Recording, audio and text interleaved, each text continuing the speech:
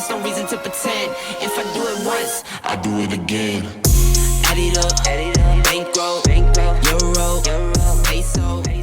Hey everyone, and welcome back to the channel. So in today's video we're talking about a recap of my current training for Boston, which comes later in the video. I'm also here in my local woods, kind of called the Kenyan woods, because the ground is very much like a dirt track and really do get this reddish sort of colour. They're not in Kenya, unfortunately. They are here in Essex. And a fun fact about me actually is, although I was born in London, culturally my mum was born in Kenya, my dad was born in India. So does that make me a British Indian Kenyan? Maybe, I don't know, but that's why I thought I'd wear the Kenya socks today. So a quick kit check on what we've got today for today's workout. So I've got a pair of Nike 4% Flynet in the orange colorway, pair of Kenya socks. I've also got a pair of half tights, which I think were like 15 quid, which are really, really nice. And I've also got a pair of winter gloves, white t-shirt, black bandana, Garmin 245, along with a Beta fuel gel. I always take some sort of a gel before a session. Body needs fuel, speed requires fuel. Do not allow your blood sugars to drop, because that is quite dangerous. So always have it. You don't have to take it, but I always take one with me because it is incredibly important. So today's session is an explosive session, really working on that turnover, explosiveness out of the blocks, improve your fast twitch fibers in your body, and also to increase that turnover and the way you shift your legs going up a hill. So hill training is for everyone.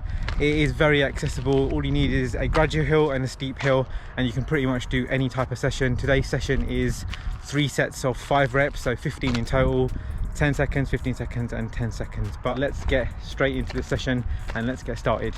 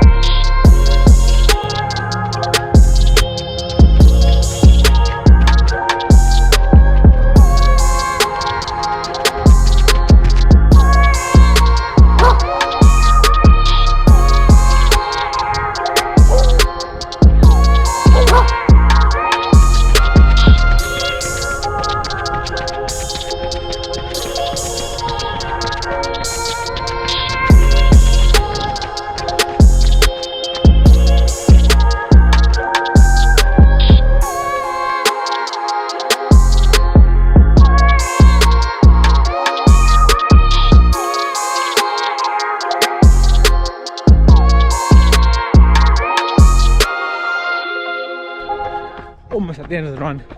I'll see you back inside.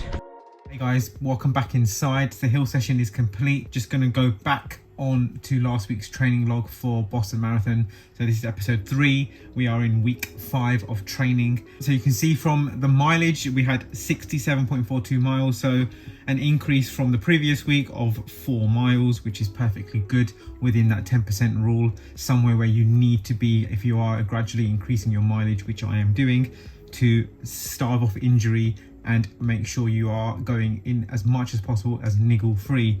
Any huge jumps in mileage from, if you're running say 60 miles per week and then you go up to 75, you can see that 15-mile increase is greater than 10%, which is kind of what you don't want. So if you are doing that in your training, if you are having these large jumps from week on week, it is going to come back and bite you in the backside, and you will end up doing too much too soon. Just remember where these phrases come from. Too much too soon, doing too much too quickly, body couldn't handle it, it broke down, rehab, injury, because it is a tough road mentally and also pretty physically. Starting off the week, Monday is a rest day for me with a mobility session.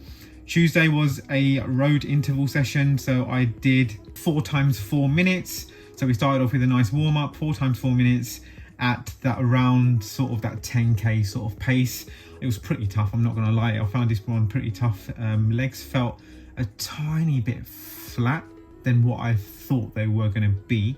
What I realized is that I averaged pretty much the same. So first rep 542, 544 average, 539, 542, and then we had 12 times 30 seconds with 30 seconds standing rest.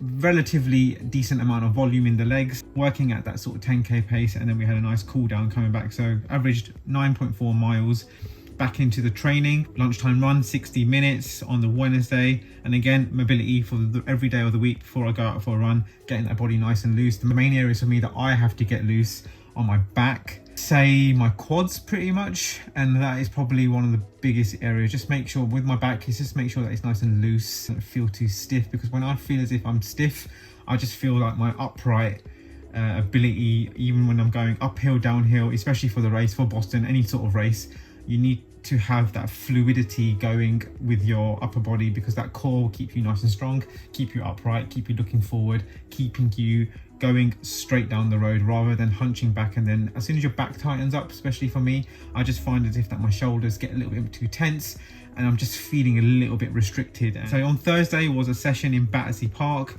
5 off a mile with 3 minutes jog between.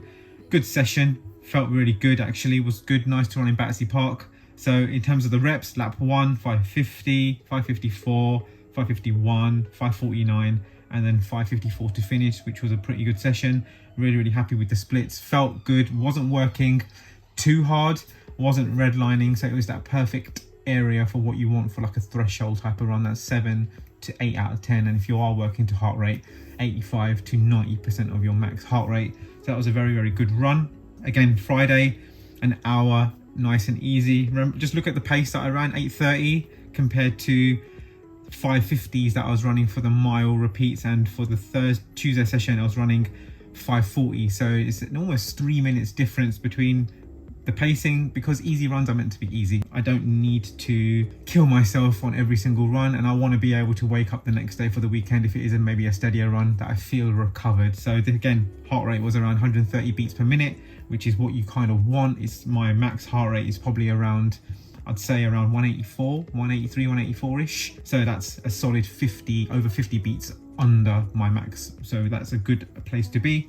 And then Saturday was nice easy miles, a couple of kilometers at warm up, and then kind of just locked into that pace for a nice steady run. So steady sort of pace should be around your marathon pace, tiny bit slower. It's not easy and it's not tempo, it kind of sits bang in the middle. And I just clocked off a few 405Ks, just working the pace a little bit, and then sort of just gradually working through and feeling pretty good. I actually felt pretty good once I got into the run. Felt a bit clunky to start off with. Sunday was a nice long run, again increasing the long run, increasing the time on feet, and it was relatively comfortable. I felt pretty good. Pegasus was still serving me pretty well. Probably come to the end of wearing that Pegasus pair that I do wear, and it was a nice sunny day, so I managed to get in a tiny bit of elevation along the woods and then back home. So pretty much a solid week, caps off 67 miles, and for that week it was a nice training week. Got 2 strength sessions in, 1 at home, 1 in the gym, 1 was bigger, and I will bring to the channel a strength and conditioning video for runners. Very quick, very concise, very brief, which you can follow. I hope you enjoyed this video. Remember to give this video a like, and if you consider subscribing to the channel, that would be amazing. But in the meantime, I wish you the best. Have a lovely weekend, and I will see you in the next video.